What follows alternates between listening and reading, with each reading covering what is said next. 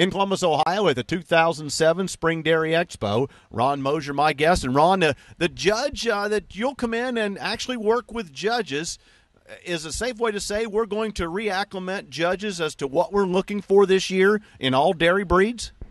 I think that's a correct assumption. Whether you've been doing this for 2 years or 20 years, or the whole landscape of the dairy industry has changed in the last 20 years, and so we just want to try to get everybody on the same page. Any breed making major shifts this year, or are we just redirecting the eye to particular details? I think basically it's just as you go through the breeds, the Guernsey, they advertised the modern Guernsey, which is really closer to the old Guernsey. They've de-emphasized height, have gone to a little more strength, a little more balance. The Brown Swiss, say, for the international market, they need to maintain the strength in feet and legs, which they'd gotten away from a little bit over the years. The Holsteins have again decided to go to a more balanced cow with more strength through the front end, more rib, depth of forerib, rear rib, legs. Pay more attention to balance instead of the extremes. Let's take our audience through a dairy animal. You pick the breed that you can visualize the cleanest for you, and start me at the head and work our way down across the animal, and tell us what will the judge, if you're a first-time judge coming out, what's a perfect animal or the highest scoring animal ideally look like? Well, I think it starts at the front end. I think you got to look at the cows starting in the front end. You look at their muzzle. Like that nice wide muzzle that go back through that long, lean, clean neck, which again attributes to the dairiness in the animal. A real thin, hided look up through there. Back into the shoulder, a shoulder that blends well. She's sharp and clean in the shoulder. She blends well behind the crop. She's straight across her top, strong across the top, again exhibiting strength. Now, when you say strong and straight across there, if you were a picture of board laying on there, it ought to be pretty well supported all the way across that top line. That's exactly it. That's what you want to see, and it's not always a package that's really easy to find. With that strength through the loin area, again, that positions the rump in the correct position. We like the pins just a little lower than the old boxcar rump, level rump we used to look at. Down through a nice clean thigh that's not got a lot of extra cover on it. Down into a nice flat bone in her leg and a good foot and pastern, and then into the other traits.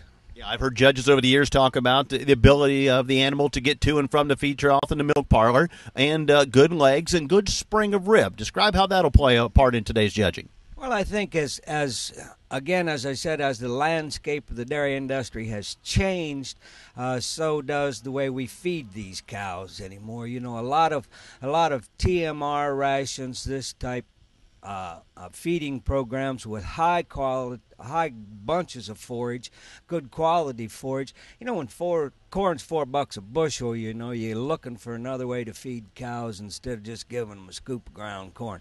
So that capacity, that spring of rib, that openness of rib, gives them capacity to take on large quantities of forage.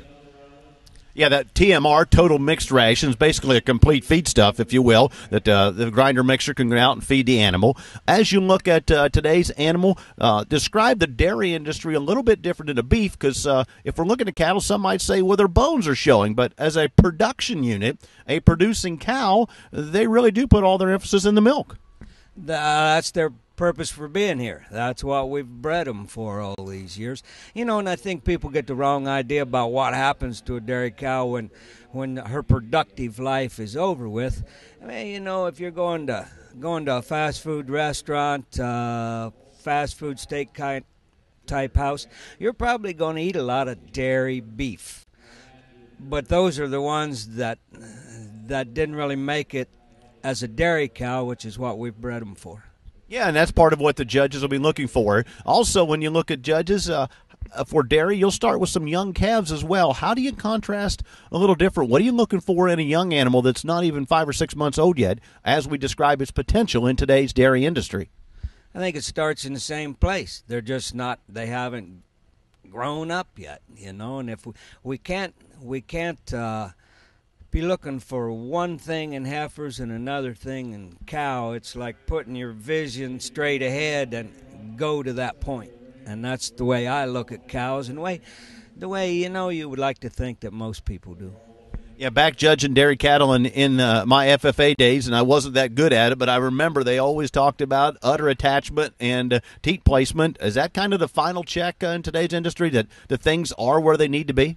See, in most classification programs, appraisal programs, there are priority traits. And there are certain things that all this collected data will tell you will keep the cow in the herd. And those priority traits are udder traits and feet and legs, because without those, they're just not going to stay around. Ron Mosier, my guest, as he's going to be training the judges on what we're looking for in today's dairy industry as judges from all across the state prepare for upcoming county fairs and state shows, trying to make sure they're all on the same page at the same time in this dairy industry. I'm Dale Minyo. Until next time, I'll see you down the road.